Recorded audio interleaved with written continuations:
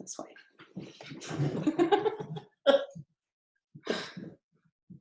Oh, cool. Kevin. Oh, cool. Can't hear us yet. Who? Kevin Farnham.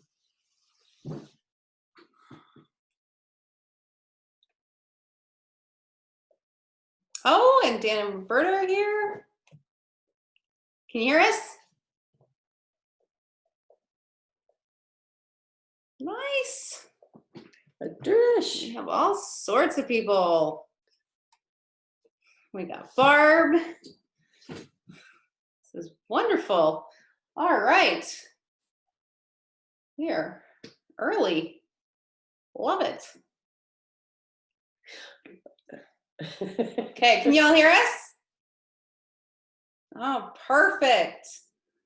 Got Jess and Cindy. okay. So we're gonna start with our rosé while people are still showing up. We got rosé for me because mom's slow on the draw. We got rosé for mom. Yummy. All right, we're still waiting for some video for some people, but well, cheers, everyone. Yep. Cheers. Cheers. Cheers. Cheers. So we've got, does everybody have rosé? We had some people last week that didn't have rosé, or we didn't have Riesling. And we're drinking rosé. Oh, Barb. That's okay. All right, well, we are gonna do, remember, we're going to. Oh, a little Riesling. Nice, I like that. If somebody drank my rosé. Oh, sorry. Oh. Sorry, we're muting you now. And you're muted. That's what happens when you call me out. So, no more for you. for those of you who don't know, Drish helped us with bottling, and he had a bottle that stayed here, and I needed a bottle for something, and it was there, and so I drank it. I'll get you another one. So, all right, so we've got, I think we have most people muted because we have so many people on the Zoom, and we want to make sure that it's a little bit of decorum. But if you want to say something, there's a little raise your hand button, or say something over in the chat, and we can unmute you, and we'll see what everybody has to say. Oh, I like these backgrounds that you guys have. Perfect. Very nice. Jeez, I want to go to Tuscany, or where are we over here? Yeah, Where's Brianna, where Brianna? are you? Well, let me unmute you. Where are you? Where are you guys? Like Como. Nice. I love Como. It's so pretty there. Awesome. So I'm not gonna ask where Drish is. That one's pretty obvious. And oh, here's Tony. That's perfect. And all right, this is great. Thank you. So we've got rosé as the feature for the day. We still have some videos that we're waiting for, but there's Co. Oh, yeah. That's great. Good. Nice to see you. And a green wall. We have some scotch. Some people are deviating more than others. Hey, it's happy That's- hour as long as you're That's happy. okay. We're all happy. We're all getting a little bit of interaction in the middle of being a little social and social distancing. So we're walking through the different new releases, and we figured we should switch up the order a little bit this week. So Mom's here. Mom's been doing the recipes, so shout out for Mom for doing the recipes and making all the food. She was really not impressed when I said, we gotta do this every week, Mom. So a couple things. One, thanks for all your input. Love it. Keep it coming. Yeah, we appreciate all your recipes, your favorites, and happy to get some interaction with it. Here's Mama's baba ganoush. Yeah, we're doing baba ganoush, which we got into because I grow eggplant. When you have a lot of eggplant, you eat a lot of eggplants. So we really like this. It's simple to make. It's really fun when the weather's warmer and you can get your outdoor fire pit going and collapsing your eggplants on the open fire. But in this time of year, We just did it in the oven like the recipe says, and that's pretty nice too. It's like casserole. It really, this is a suggestion. There's lots of ways to make baba ganoush, but it's great for you. It's got a lot of antioxidants, and it's got a lot of fiber, so it's actually healthy. It's all vegetable. Yeah, it's guilt-free. Fruits and vegetables, health food. You can still get your button pants. So it's nothing. It's all good. So you can add more garlic if you like more garlic. You can add more lemon if you like it more lemony. This has a little bit of cumin, and anyways, it's just yummy. So how many of you guys made this? Anybody? No. Oh yes, excellent. We got 1, 2. All right. Perfect.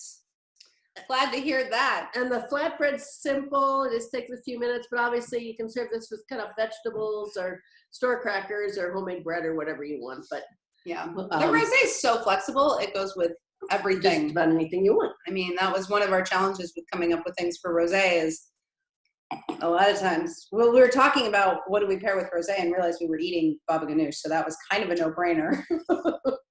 But it goes with everything. It's so, and this vintage specifically, it's got so much citrus, so much grapefruit. It's really refreshing and bright. And it is like the one day that it's not that sunny and sunny side. So it's good to have, Drish, don't say anything. You're on mute for a reason. And, by the end of all these sessions, we're all going to get to know each other pretty well. It's going to be great. So yeah, I mean, this is the perfect wine for right now because it's like sunshine in your glass. And I love rosé in February when it's cold, we're getting ready to bottle, and you know, it's the middle of winter and you stick your nose in a glass of rosé doing, you know, tasting everything right before bottling. And it feels like summer and it's warm and it's like, it doesn't feel like winter anymore. So I think this is the wine equivalent of the backgrounds that, you know, to transport you somewhere else, transport you to summer, transport you to the deck where it's actually social and in person, the IRL in real life. And that's one of my favorite things about rosé. Mm-hmm. So where it comes from in the vineyard, well, I'm gonna let Mom talk for a minute while I figure out how to show the vineyard pictures that I have queued up, because this is all new to me. I mean, we're learning all this as we go. So Mom, you want to talk about planting these vines? Sure. So as you probably know, we planted the vineyard, Hugh and I, in 1992. So we chose this area of the vineyard for rosé because it's a little bit cooler. And if you're going to have a winter effect, this would be the part of the vineyard that you'd have it in. And because it's a little more winter hardy. And because of okay, here we have the vineyard. So you can see down in this corner where Carrie has the cursor, if you're gonna have a backup of cold air, it's gonna be against that hillside. We haven't had any problems, so I guess that worked out to be a good spot for it. And but there isn't a lot of it. We only have 26 rows. Yeah. So the first ones right here, they get sold. They go to Pursued by Barra, Colin McLaughlin's label.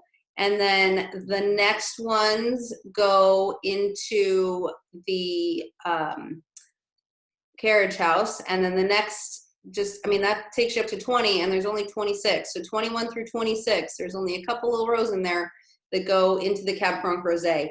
And that's one of the things that's so special about this wine is that so many people will, okay, now I'm gonna go back to us.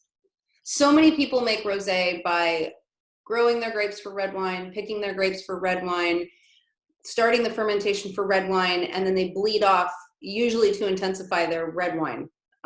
When I made rosé in grad school, it was a keg of rosé that we pulled off of a larger tank, and the goal was to intensify the red wine. So the leftovers, you can dump down the drain, you can turn it into rosé, but then your fruit profile is not quite right. You've got too much tannin extraction. It's like your sugars are usually pretty high and the acid's kind of low. And so a lot of people leave a little residual sugar, and those are never the best. It's never the best when you take the leftovers. It's the best when you do things intentionally. So the the fact that we grow those first 10 grapes for Kyle and how Kyle wants them. We grow those next 10 rows for the carriage house, specifically for the carriage house, and then those next 6 rows, we do the canopy management different. We do the crop blows are different. We pick it at a different time. It goes straight to the press. It's everything's done on purpose and intentionally, which is how you get really, really good rosé, which is why it's crisp, which is why it's refreshing. And then the rosé or the Franc that goes into the carriage house has really great intensity and phenolic development and things that, I mean, you don't really care about phenolic development and tannin structure in rosé. So but the fact that we farm those two things completely separately is totally unique and different, and not, I mean, there's not very many places or wineries in the world that either have that kind of control or do that. Because if you're buying fruit from somebody else, unless you have really good growers, they're not going to micromanage to that level either. So, so that's one of the differentiating factors about this rosé. You're going to tell them about your sneak peek? Oh, I should do that. And Shannon is here, and Shannon's going to want to know. So, Shannon, get your video on so I can see your face when I say this. There's Sue. She's got her rosé. Excellent. Got her pickup today. Nice to see that. So this year we are making. You better unmute her. Let her. Oh, there's Shannon. All right. So this year we are making the. Normally we don't get that much Cab Franc. Like last year we only got 2 barrels of Cab Franc. So you can't make any red Cab Franc. People have been asking for years, are you going to make red Cab? Do you make Cab Franc? And I said, yeah, I do. It's pink. Look, it's right here. And people are like, no, including Shannon. No, I mean red Cab Franc. I like red varietal Cab Franc. And so in 2019, we had so many barrels of Franc. The quality was great. 18, yeah. Yeah, 18. 2018. What year are we in? What day is it? It's all the same. I'm not blaming coronavirus for that one. So in 2018, we had enough Cab Franc that we're going to end up with about 7,500 cases or so of varietally designated red Cab Franc. We're going to do it under the train station label because it's not going to happen every year. It's a one-shot thing, but get your happy dance going, Shannon. Yep. Yep. Here, I'm even going to unmute you so we can hear your happy dance. How are you? So yeah. As well. I like this one as well. It's very tasty, but What are you drinking? this is your rosé. It's just it in is the a rosé. Okay. I'm out of wine glasses, so we're drinking out of a water glass. It works. That's okay. It works. It's super tasty exactly as is. But to have 2 kinds of Cabernet Franc, I'm very excited about. Perfect. I love that.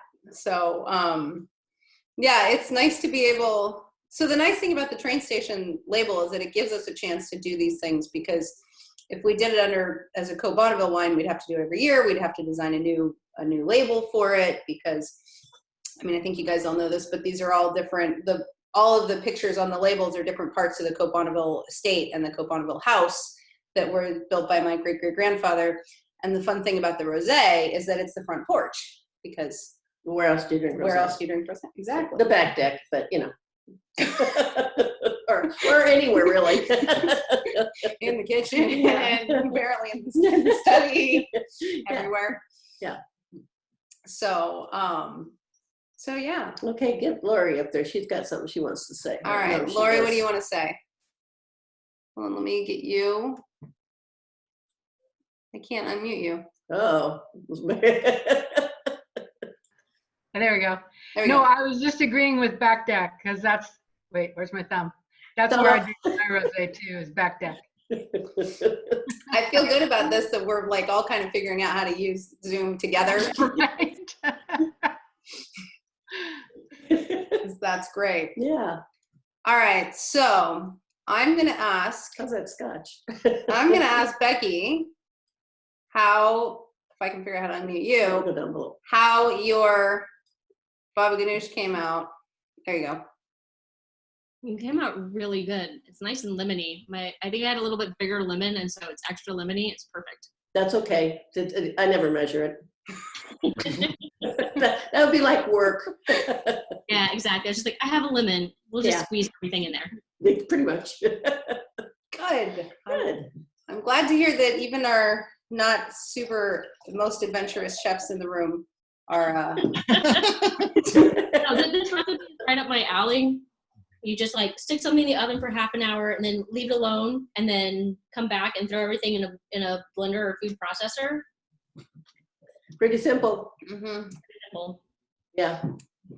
Yeah, I mean, we read so many recipes. And I'm like, oh, it's complicated. Just have really good ingredients and don't screw it up and put it with really good wine. And what more do you need? So. Eddie's trying to join happy hour. That's good. Nugget's under the desk. If he pops his head out, then he's gonna displace me. So hopefully it's just cats. So what did Dan have for dinner? Because I know they're on happy hour after dinner. That's true. Yeah, what'd you guys have for dinner? Dan and Roberta, how you doing? What are you drinking today? Oh. Uh-oh. I think if you push the space bar. Nope.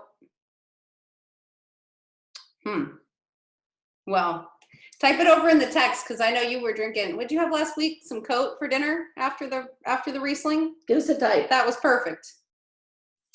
So yeah, who else is drinking non-Coat Rosé? Oh, Cabernet. Oh. So glad we asked. Well, you're in the pink theme. Yeah, so actually that's a great label because the fun thing about that wine is that the Rosé is looking that way out over the porch and the red label Cabernet is looking back the other way. So that label is actually from inside this overhang kind of looking out, which is So there you go. perfect. That's perfect. Glad to hear it. So What's going on with Tony? where is Tony? Right there, right in the center. Oh, right front and center. What are you drinking, Tony? Because I know you didn't have rosé. Hold on here. There you go. I got two rosés actually. Oh, Perfect. One is Cab Franc, and then one is a Mourvèdre from Tamarack for 2016 and 2015. All right. well, that's a guy who knows how to get happy. Yeah. It's like I need a Cab Franc rosé to be in the realm. So, and then last night I'd opened the other one up. So that's what happened. So Perfect. Yeah, Mom thought to the point of Cab Franc rosé, Mom thought we should definitely talk about the fact that with all the wines being so classically styled, this is a very like it's very Cab Francs everywhere in and we'll get you some of this. Don't worry. I know you love it. I know you're out. But it's commonly grown in the Loire. They make it into rosé in the Loire, and so having the dry rosé is it's classically styled in line with the rest of the Coat wines. Our Coat rosés in Sunnyside. We're shipping. We are shipping.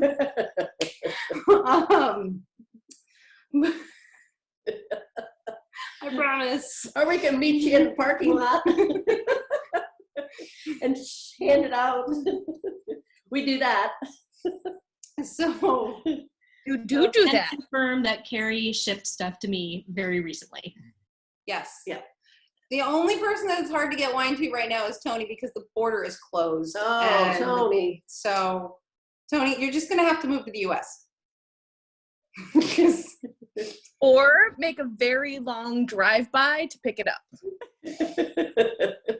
so, oh,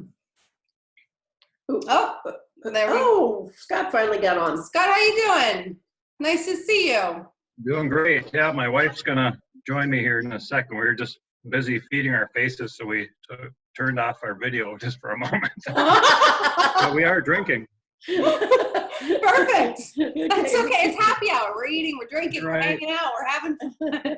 We're a little bit behind the curve. We ordered the 6-pack from you this week, so it should be arriving hopefully by next week, I'd hope. Oh, yeah, it's shipped, I'm sure. Yeah, it just, Tomorrow. next week. Yeah. Next Yeah. week. So playing some catch up. That's okay. That works. Yep, everybody, all those FedEx drivers are working around the clock, but Yeah. And next week, we're going to be doing, what are we doing? Syrah? uh-huh. Yep. Yeah. So perfect. Barb's ahead of the game. We love that. Ooh. Hold on. We'll let you doing your little happy dance? Yeah, Are you we're excited. We've never Space had bar. Syrah. So anyway, can't hear you, Barb, but we love what you're drinking. So I was just previewing. I don't have my rosé yet, so I We- preview next. Oh. I'll do it twice. I'll do rosé next week. That's okay. it all works. Yeah. So for the food, because to Scott's point, we're all eating, we're all drinking.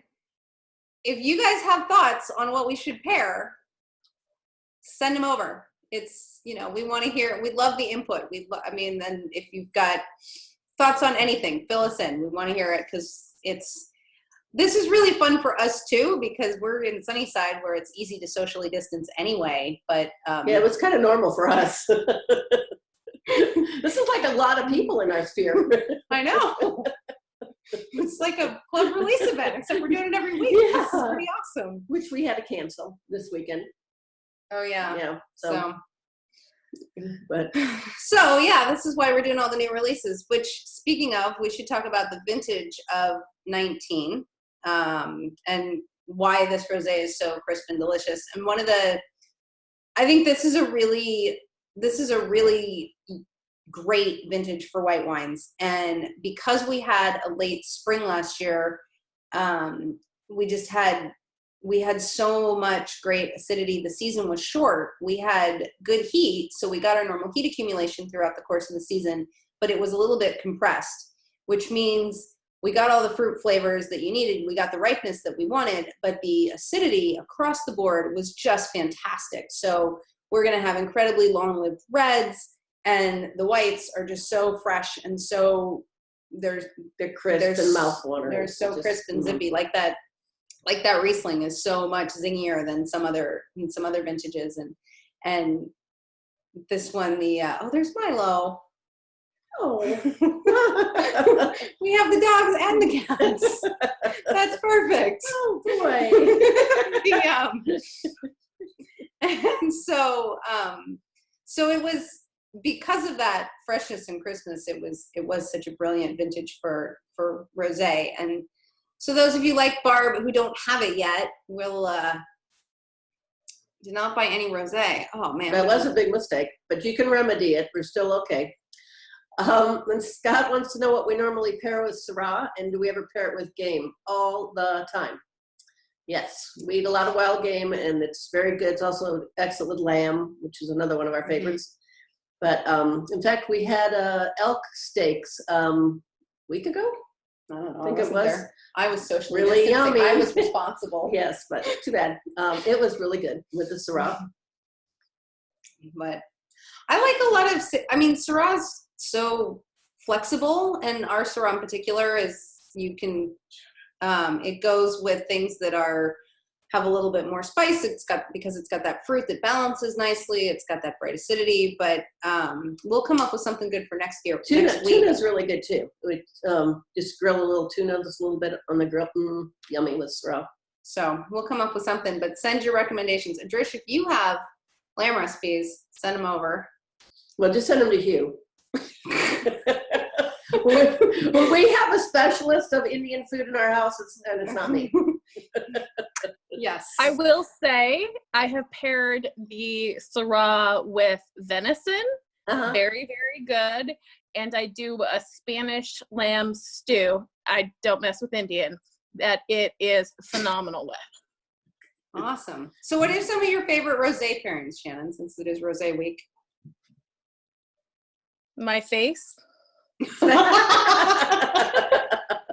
Like that? Just drink it. love it with like a good manchego cheese.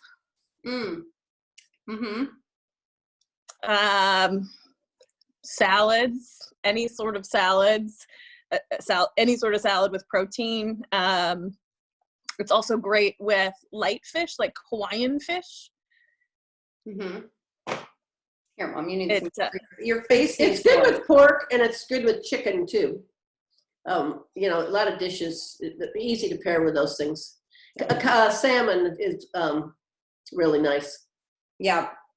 There was, I don't even remember how many years ago this was, but Dad wanted to pair the salmon with carriage house because we did it on a cedar plank. And I said, no, rosé. So being the non-competitive people that we are, Dad we did the salmon on the cedar plank, and then we had the bottle of carriage house and the bottle of rosé. And sometimes I just was right. I'm right, you know? I mean, carriage house wasn't a bad pairing, but he had to admit that I was right, that rosé was better.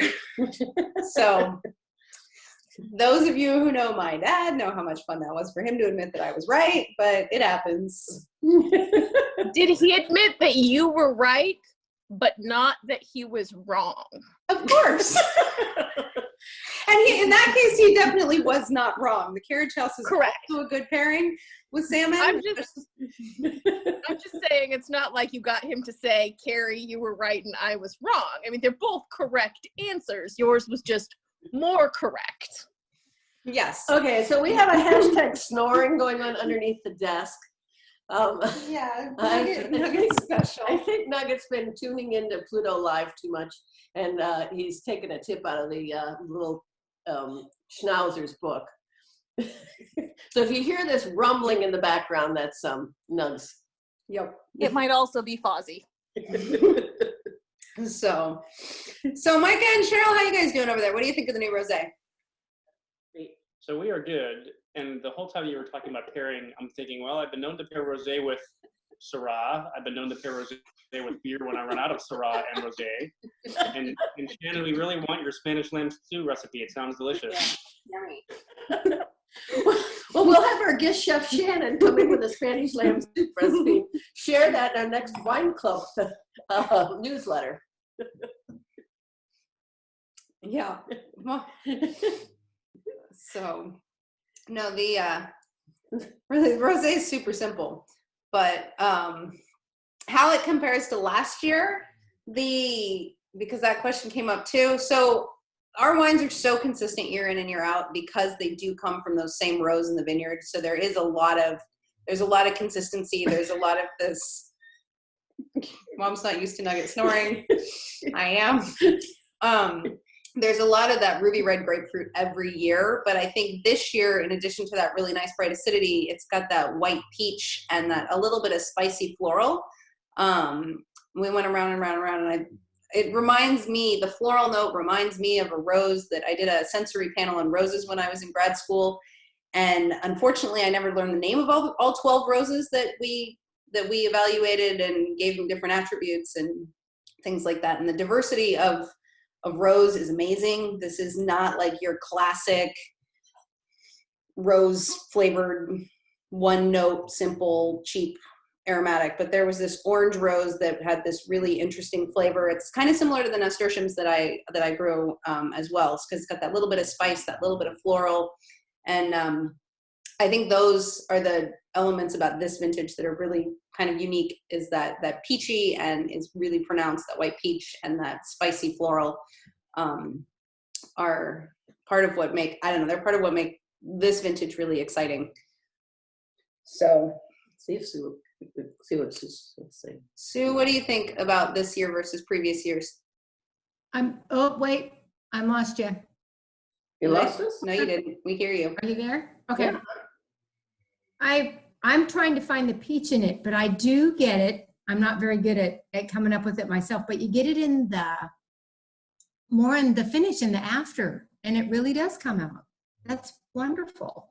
I'm glad you like it. Wow. I don't know. I didn't get it before, and I thought, I'm not getting any peach in this. And then I'm like, okay, think about it. I like the acidity. I like the acidity. That's the key for me. Yeah. Good. Excellent. Yeah. So again, that acidity came from last year with that shorter spring and compressed season, it was because we had such a cold winter, not this year, but last year, it really put spring behind. And so this year we had a pretty mild winter. We thought bud break would be coming up ahead. But interestingly, we're seeing, there have been signs of bud break at various parts around the state, but we haven't seen bud break yet. We've seen some sap flowing. We've seen things are kind of starting, but there's really not much happening. Swell in some places. Yeah, but there's really, bud break's not happening yet. So which we wouldn't really expect. We should be getting close to seeing it. Within the next week would be about normal for when we see bud break. But it's, like I said, it's cold this week. And so I guess the grapevines are like, nah, we're going to hang out for another week. We're close to. The whole close sign on the whole world is on the vineyard as well this week, according to the plants. So, and it does, as like Mom said, bud break, we're starting to see in various parts. One of the things about having all those different aspects and elevations in grape varietals is that, and I'll go back to the picture of the vineyard, because so we've got the Rosé down here, or the Cab Franc down here, and in these 6 rows that are kind of longer, that are longer than the others, we get about 150 cases. So this year was 145. So there's not a lot of this that comes out of here, but so you've got the Franc that will bud out at a different time than the Cab Sauv, which is over here, even though they're in very similar aspects and soil profiles. This block of Cabernet and this block of Cabernet on the hill, which is steeper than it looks. When you look at drone photography, everything's flattened. But when you're walking and running up that hill, it is significantly steeper than it looks like in this photo. But so this Cabernet will bud out, and everything phenologically happens at different times up here versus over here. And that's one of the reasons that we do our terroir driven blends. So this goes into the coat and this goes into carriage house because the vines grow so differently. They bud out differently, they mature at different rates, the chemistry of the grapes is different, the soil is so different, that it's really pretty remarkable that this and this are so dramatically different. But that's what makes wine so fun, and that's what makes wine have such a sense of place. So and then the Merlot down here will bud out at a different time than the Cab Sauv. So it depends on the vintage of exactly how staggered those things are versus how close together. So the question was, how much of that picture is Côte Bonneville? Well, so we sell about 3/4 of our fruit. So we get fruit from all of the different blocks, but so the coat comes from those hillsides, the carriage house comes from the flatter area, and then. Does she mean where the orchards are, or does she mean how much fruit do we get? So let's get Brianna on. Oh yeah, Brianna, what did you mean by that question? Let me unmute you. Okay. I was just wondering the parameter of your vineyard. The parameter vineyard. Oh, okay. Let's go back. Let me go back. That's kind of what I thought you meant. Well, so Mom's smarter than I am. So our vineyard, so this is apples, and this is not our vineyard. Our vineyard goes from this road, and then it goes up here along this fence line. Whoops. This is the boundary of the vineyard. And then I will switch to another view, and instead of looking down the hill, we'll look, whoops, I don't know what I did there, up the hill. So this is that, continuation. If you rotate and look the other way, so the Cab Franc is over here now, and if you're following the fence line up, this green belt area is part of this is our pheasant habitat restoration project right there, our wildlife corridor that we've put in. We have established more pheasant habitat in here, and then you go up to the top, and here's the Riesling. Again, this is the Merlot and Cabernet, and then the Chard is not visible. It's on that south or north facing hill, And then this over here is the Syrah. So all of this kind of this, and then this road again is the outline of the vineyard. And then you go over to apples. And the interesting thing about all of the Yakima Valley and the hills around here is that the overall geology is really kind of similar, but the microclimates and the microgeology is so drastically different that this used to be an apple orchard, but it's so rocky the apples never did well. On the next hill over here, the apples do just fine. And apples do better than grapes do when they have more soil. So there's a pretty significant difference in that next hill over versus our hill in how much soil there is. And so it makes the region a little bit more complex to understand because it's not so homogeneous, but it makes it more interesting to dive down into and really get to know the different sites, the different blocks in the vineyard, the different parts of the vineyard. And I think that's one of the things that and it has distinctive flavors that aren't. Yeah.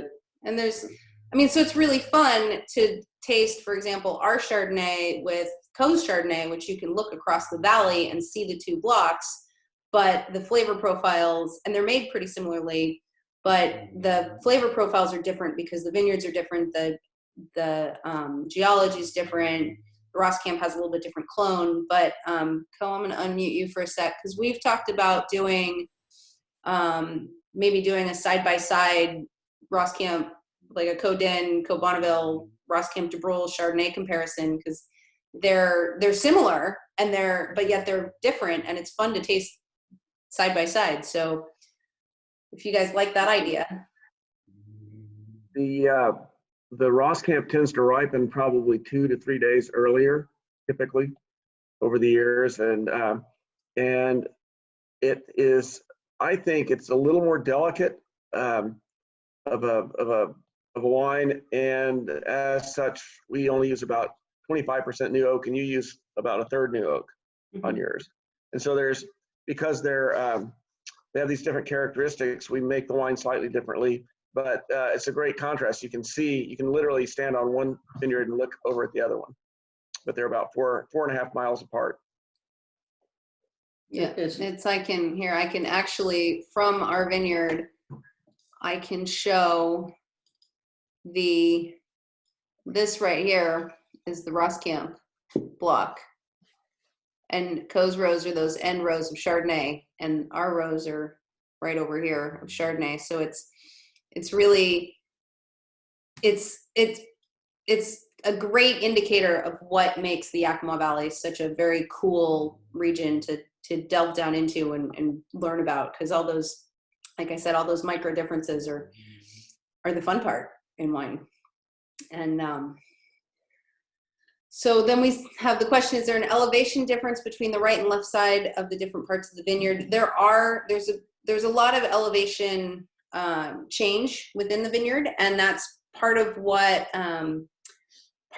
makes all of the different microclimates and rows and things so unique. So what we do is because it's basically a basalt promontory, and so depending on where you are on the hill versus not even looking at the carriage house block, but where you are on the hill, the slope's a little different, the aspect's a little different, the wind has carried soil to a little bit differently in different parts of the vineyard. And that's why we actually farm vine by vine. We don't farm necessarily block by block, but we'll do canopy management, and we'll look at irrigation on a row by row, plant by plant basis.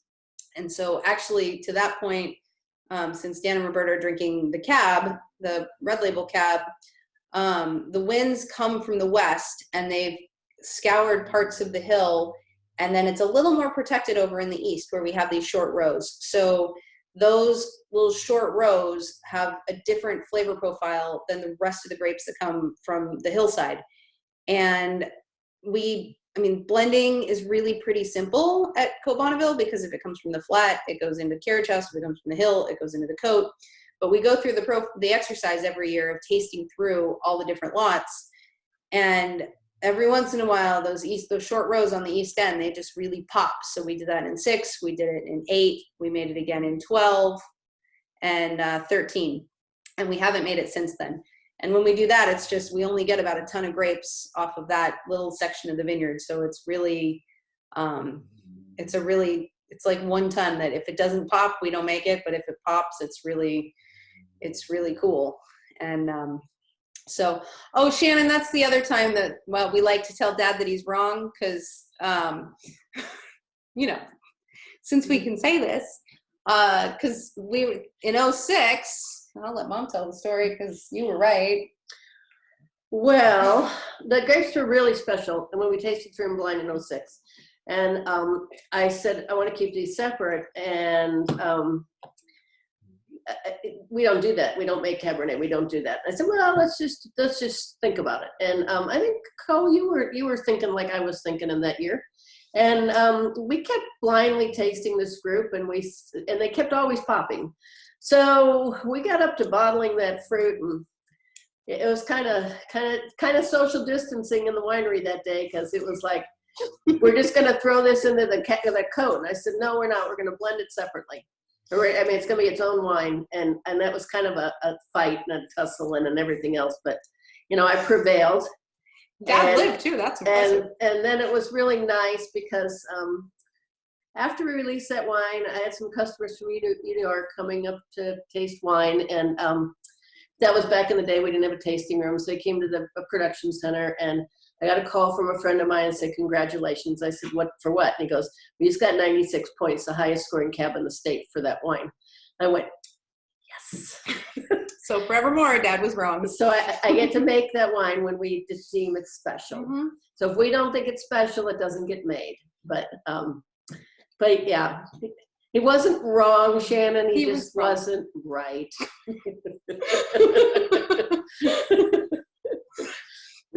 Funny thing about that was we would taste the wines blind, and we didn't know which was which, and several people kept writing "wow" next to it on their comments, and we decided that it has to have a wow factor, and yeah. So when you start seeing wow written down next to it, that's a good sign you're on the right track. Yeah, it's actually a good point too, because people always talk about like descriptors, like, you know, Sue, are you getting the white peach or not? But really at the end of the day, the most important descriptors are, is it wow? Is it delicious? Is it yummy? Is it good? Is it empty? Like when the bottle's empty, that's the best descriptor. I mean, we don't care about points. The better number isn't the 0 to 100. The better number is how long did it take you to drink the bottle? Do you enjoy it? Does it taste good? Does it make you happy? And right now, everybody needs a little happiness. So yeah. So, oh. All right. So, well, I was planning to keep this to about a half an hour. We're at 45 minutes. Do we have any more questions? Anybody want to raise their hand or speak, or? I mean, we can keep going. Do you want to hear more about the vineyard? Do you want to hear about the wines? Want to just keep drinking? We can keep drinking. Yeah, that's true. I want to know who got to play with the drone to take the pictures. Hmm? Who got to play with the drone to take the pictures of the vineyard? Oh, that was Andrea Johnson, who we met originally when the Wine Commission, we met her when the Wine Commission was taking some photos, and she does a lot of work with The Spectator. So she's the one who took the picture when they did the article about Chardonnay. She's the one who took the picture of Max and I standing in the vineyard. And it was the second time she'd been out in the vineyard shooting. The first time, Mom was like, oh, you're really going to love her. She's super cool. And you got to meet her. And then she came out, and we got along right away. We became Facebook friends. The next day, I posted a picture of Dad on the crush pad in a Northwestern shirt. And Andrea goes, wait, did you go to Northwestern? I said, or did your dad go to Northwestern? I said, nope, I did though. She goes, so did I. She ran the alumni club in Portland for a while, and she's been up to photograph a bunch. But so she's one of your alma maters too. Awesome, go Cats! Yes. So love that. I mean, the number of people who graduated from Northwestern or in the wine industry isn't huge, but thankfully we have a lot of people in the consumption side of the industry because yeah, it's pulling our weight. Love that. Sure, go cats. And maybe you can get that helicopter going and we can do some deliveries right now. Done. I'll work on that. Apparently Tony needs some. We got to get across that border. Yeah. So other regions that I find interesting, that question came from Scott. So I like regions that are like Yakima, that are kind of that are well balanced. You've got some regions, Napa's pretty warm, so I like the fringes, but I find a lot of Napa wines are warm Napa wines. A lot of cool region wines can be cool region wines, and they're a little more homogeneous. The regions I think are really interesting are the ones that are incredibly varied.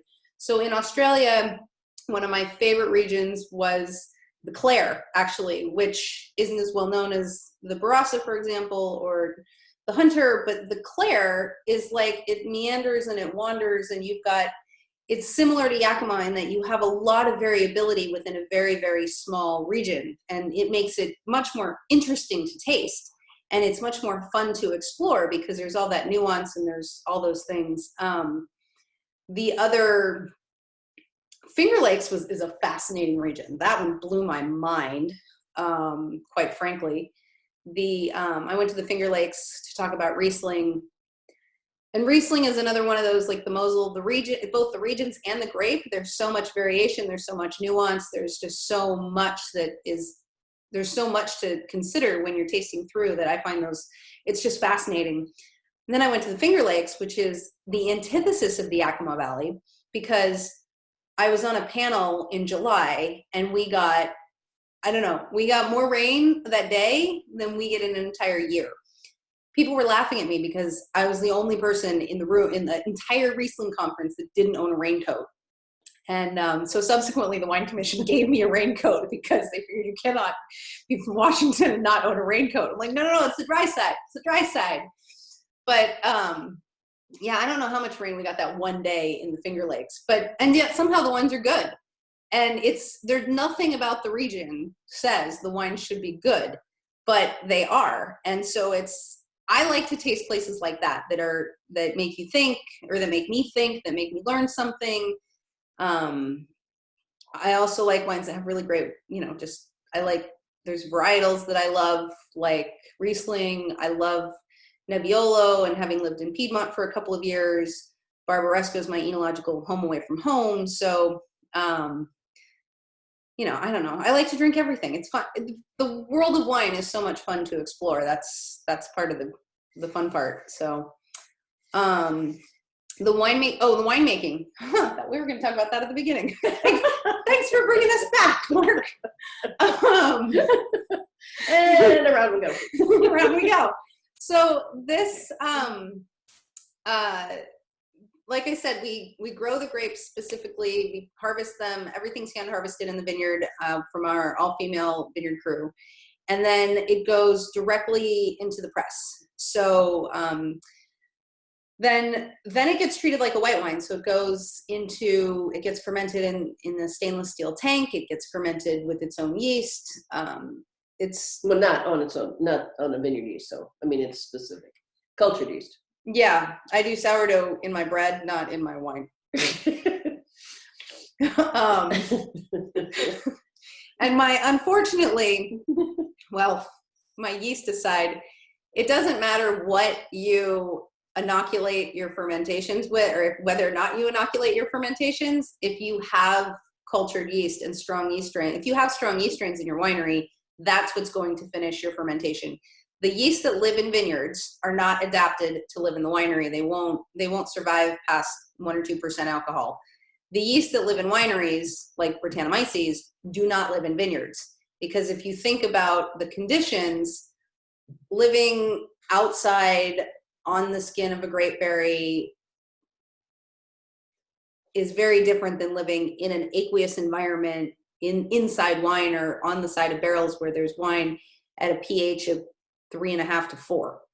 So, and they thrive better at higher pHs, but those are such different environments that you're not going to get the same kind of yeast that do well in both. So whatever's fermenting your wine is going to be your winery strain. We use classically selected strains. So the yeast we use for the Riesling was selected from a cellar from a winery in Germany. The yeast that we use for rosé is classic producer for rosé, so you get a lot of those classic flavors. And then we ferment both the Riesling and the rosé are fermented very cool, so it keeps the aromatics, it preserves the freshness and all that flavor. That peach. The white peach that Sue loves so much. And then in a way it's funny because the steps are pretty simple, but because then it goes through primary fermentation, it gets cold stabilized, so you don't get any of the white, you don't get any of the crystals in your glass, which won't hurt you, but they just don't look pretty. And then this wine gets filtered. The rosé and the Riesling get sterile filtered because they're not microbiologically stable. It doesn't go through malolactic fermentation, so to prevent any chance of re-fermenting in the bottle, it gets filtered with the cross-flow filter, and then it gets bottled. And it's funny because the steps seem very simple, but white wines are technically more challenging than red wines. So even though there's fewer steps, you have to execute better with whites. You have to pay more attention. You have less margin for error. You have to do things correctly. With that cool fermentation, you have to make sure that you're taking care of your yeast, because otherwise they might stop fermenting. So I think it's actually really important for our red wine program that we make whites, and not just so that we have all the courses for a nice dinner, but it's important to have wines that challenge you in different ways so that you continue to improve and get better and learn new things and improve technically, because winemaking is not rocket science. Anybody can do it. Everybody's learning how to bake. Everybody should also be getting some grapes and making wine on their counter and realizing that it's not as easy as it sounds.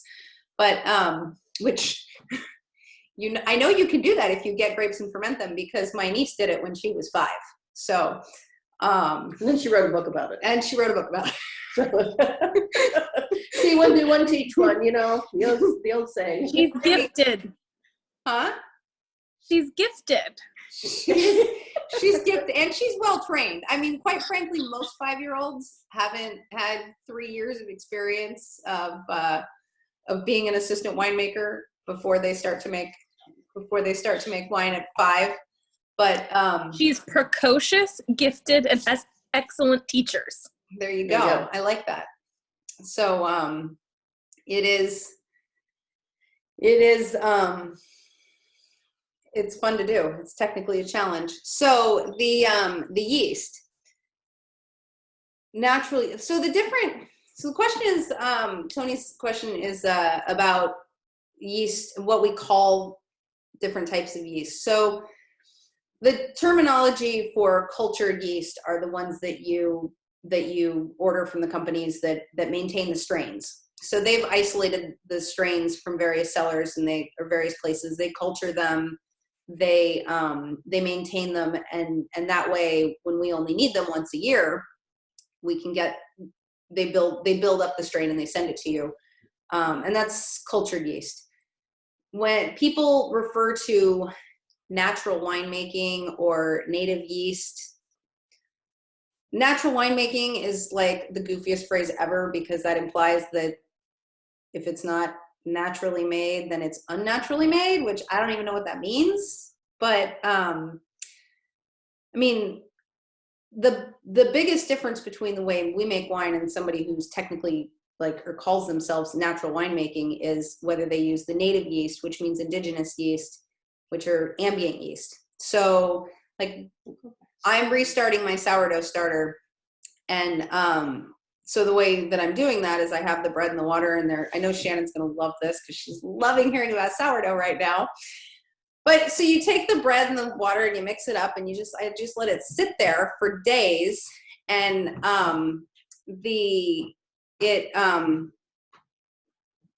we've been making fun of him when he's in the room. I have been wrong. Now we're kicking him out. Yep. Anyway, native yeast are the term that people use for indigenous yeast, which is basically the ambient yeast that are inoculating your fermentation. So do you want to taste the yeast do you want yeast impact from what's on your winery floor, what's inside your barrels, what's in the walls, or do you want a little bit more control, and do you want a yeast that is well adapted and isolated from those grapes and that style of wine that you're trying to make? Does that make sense? Natural winemaking is a sham, and don't get him started on it. Yes, I agree with that. It's like low sugar wine, like the whole low sugar, low carb wines that they're starting to market now. Like, most wines are dry, and especially if you have better wines. Oh, Erin, do you want to get started? Go ahead, talk to us, Erin. You can unmute it. No, don't unmute it. We're good. We'll talk about it some other time. Just keep drinking. Just keep Feedback, because my mom's. Okay. So if you guys don't know, Aaron's the wine director at the Met Grill in Seattle. He is, they won, what did you guys win? A Spectator Grand Award a couple years ago. He knows a little bit about wine from a different perspective, and I always love it when sommeliers say that natural wine is a sham as well, because it doesn't mean anything. So anyway, and the low sugar wine, most wine has no sugar. Cheap wine, I mean, if you're buying the $6.99, it probably does have sugar in it, even if it's red. But if you buy good wine, it's probably dry. It is low sugar. It is probably natural. It is probably good for you. So the moral of the story isn't the marketing words. The moral of the story is drink good wine. So I was raising my hand to say that I took the 2008 Cabernet that Hugh was not wrong, but also not right about, to the Met, and met him there. Oh, you met Aaron? Oh, fantastic. Oh, good. Oh, there you go. The 2008 with Cliff McGrath. Cliff has his own steak knives. I bring good wine. Yeah. And that gives us good meat in return. It's a beautiful pairing. There you go. Yep. So, all right. Well, Mom, do you need more rosé? Oh yeah, absolutely. So how are we all doing on the important metric of how far is your bottle gone, guys? Let's see. Uh-oh. Oh, nice. Okay. Nice. Becky and Jason, you guys are doing well. All right. Sue, you got to pick it up a little. Nancy's doing wow. Nancy's doing really well. Yeah, I'm proud of her. Winner. So we can't really see yours, Adrish. How far down are you? Good. You go mute him. Mm-hmm. We have to go mute Dad. He's in the other room talking. I'm like, no. So more about steak knives. I don't know about steak knives. Shannon, you gonna tell us about those steak knives? If you are a frequent enough Met diner and you go to the back room at the Met often enough, you get your own steak knives with your initials engraved on the box.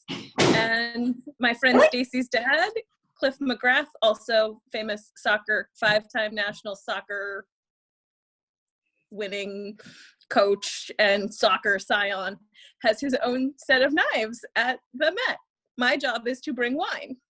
It works out well. I don't have steak knives. How many knives in a set? How many knives in a set? Yeah. I don't know. I was just impressed that his box came with his initials on it. There we go. Gus and Cindy. Well, Cindy, because Gus was probably not pulling his weight. Cindy just finished her bottle. Hey! Woo! Good job, Cindy. Love that. Poor knife. Yeah, see, now I didn't know I needed knives. Now I know what I need. So, all right. So, do we have any more questions? We are getting to about an hour. It's probably a good time to go. Well, and Cindy's going to have to go get another bottle. So, Gus just went and refueled. I know that. So, do we have any more questions or? Apparently you get 4 steak knives, and Cliff, it was affirmed in chat that Cliff gets his own steak knives. Fantastic. Well, there you go. That's wonderful. Bring your own steak knife. All right, bring your own steak knife. And so, all right, so since we're getting to that time, Syrah pairings, suggestions, thoughts? Or are you going to email them to me? Oh, we need Shannon's soup recipe. I'll send the stew recipe. Okay. All right, if we do apps, because it's probably not a good happy hour recipe, we are also taking advice and suggestions. So email them over. Balsamic lamb bites. Okay, email the recipe. Yeah, email.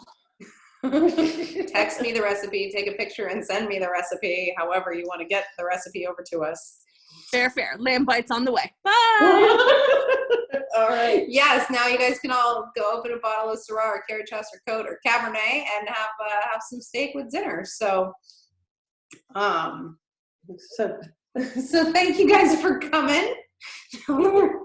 And we will see you all next week when we talk about Syrah.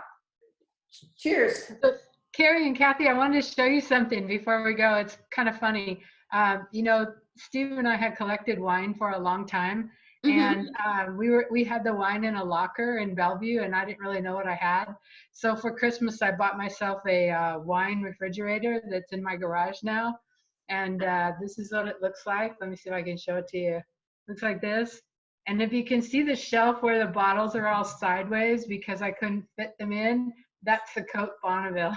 Love it. Oh, right. That is fantastic. And when the cup gets empty, we will refill it for you. My back deck this summer if we're allowed to social be together. Right. Well, inviting us all over to our house. I am. You're right, Greg. I definitely am. You too, especially. You and Diane. All right. All right, guys. Thanks again for everybody for coming. And we'll do it again. We'll see you Thank next you. week. Thank Same you. time. Bye. Bye. Bye.